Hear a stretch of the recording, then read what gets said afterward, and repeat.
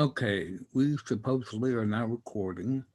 Um, this is a tip to get larger text for Discord showing in the, when you post a message, a lot of us are getting up in age. Our eyes are not as good as the young gamers.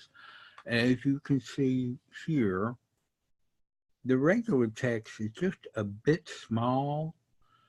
This is a rather clunky way that you can do it.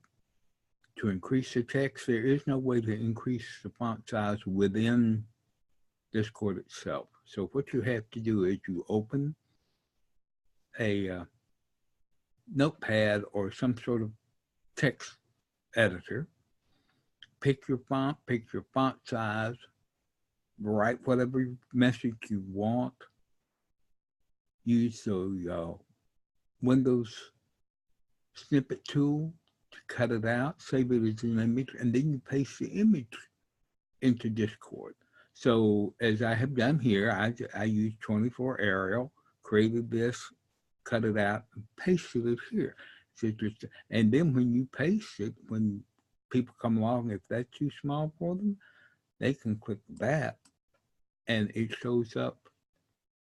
I'm hoping this overlay shows on the recording because as you can see, it shows up in a larger font size and it